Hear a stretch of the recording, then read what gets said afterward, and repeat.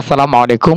২০২৫ সালের ৮ম শ্রেণীর বাংলা বিষয়ের নাম হচ্ছে সাহিত্য কণিকা। আজকে আমরা বাংলা বিষয়ের ১২তম কবিতাটি নিয়ে আলোচনা করব। এই যে গদ্য এবং পদ্য তোমরা দেখতে পাচ্ছ। পদ্য বলতে কবিতাকে বোঝায়।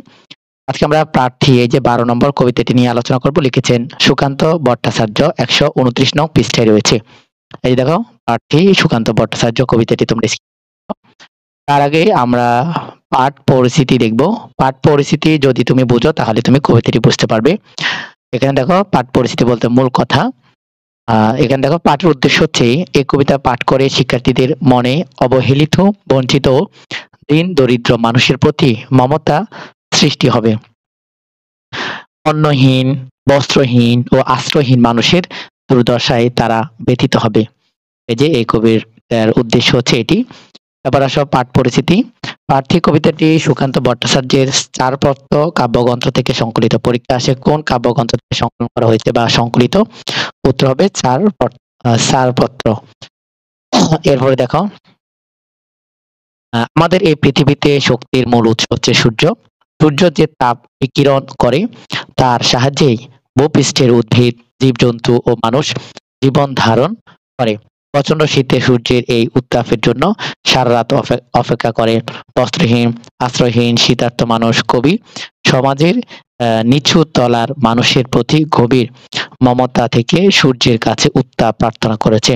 অবহেলিত ও বঞ্চিত শিশুর প্রতি তার অসীম মমতা। কবি এই শিশুদের কল্যাণে সূর্যের অবদান থেকে প্রেরণা নিতে চান।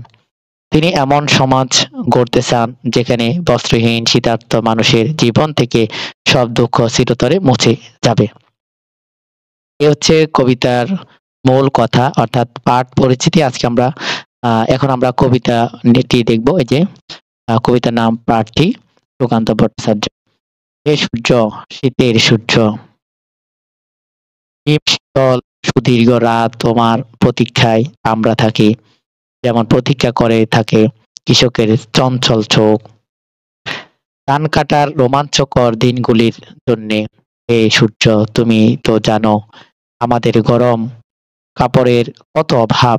সারা রাত খড়কুটো জ্বালিয়ে এক টুকরো কাপড়ে কান ঢেকে কত কষ্টে আমরা শীত আটকাই।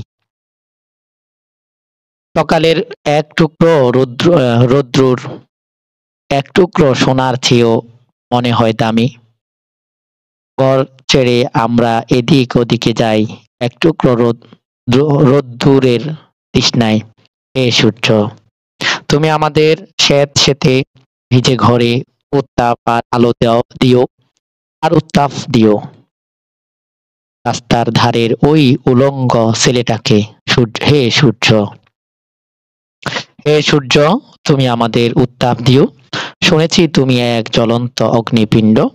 তোমার কাছে উত্তাপ পেয়ে পেয়ে একদিন হয়তো আমরা প্রত্যেকেই একটা জ্বলন্ত অগ্নিপিণ্ডে পরিণত হব। তারপর সেই উত্তাপে যখন পড়বে আমাদের জড়তা, তখন হয়তো গরম কাপড়ে ঢেকে দিতে পারবো রাস্তার ধারে ওই উলঙ্গ ছেলেটাকে। আজ কিন্তু আমরা তোমার অকৃপণ উত্তাপের প্রার্থী। আশা করি বুঝতে পেরেছ, এই হচ্ছে কবিতা। এখন আসো আমরা শব্দের অর্থ দেখে নিই। এই যে এই শব্দের অর্থ, প্রার্থী অর্থ কি, জড়তা অর্থ কি, অকৃপণ অর্থ কি, এখানে তোমরা দেখে নাও। এরপরে আমরা পাঠ পরিচিতি তখন পড়েছিলাম, এখন দেখব কবি পরিচিতি। এই যে কবি পরিচিতি। সুকান্ত ভট্টাচার্য 1926 খ্রিস্টাব্দে কলকাতার মাতুলালয়ে জন্মগ্রহণ করেন।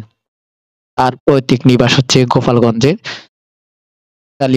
কোটালীপাড়ায়।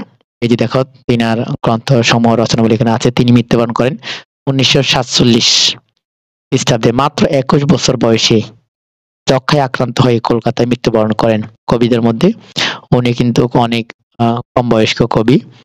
1926-এ এই যে 1926-এ হচ্ছে জন্ম, আর 1947-এ মৃত্যু। মাত্র 21 বছর বয়স পেয়েছে। এরপর হচ্ছে কর্ম অনুশীলন। এখানে দেখো, এরপর হচ্ছে বহু নির্বাচনের প্রশ্ন। এই যে কবি সুকান্ত ভট্টাচার্য কত বছর বয়সে মারা যান? হ্যাঁ, তবে 21 বছর বয়সে। জি, 21 বছর বয়সে। এরপরে সকালের এক টুকরো রৌদ্রের কার সাথে তুলনা করা হয়েছে? এই যে দেখো, তোমরা যখন কবিতাটি পড়বে, এই যে কবিতাটি তোমরা পড়লেই বুঝতে পারবে, সকল নৈবিত্তিক উত্তর করা যাবে। নিচে আছে বহু নির্বাচনী প্রশ্ন আর সৃজনশীল প্রশ্ন দেখো। এই যে একটা উদ্দীপক দেওয়া আছে, এখান থেকে প্রশ্ন করেছে, এরপরে আরেকটি উদ্দীপক দেওয়া হয়েছে। এই যে বন্ধুরা, আজকের ভিডিওটা আমরা এখানে শেষ করছি। ভালো থাকবে, সুস্থ থাকবে। ধন্যবাদ। আল্লাহ হাফেজ।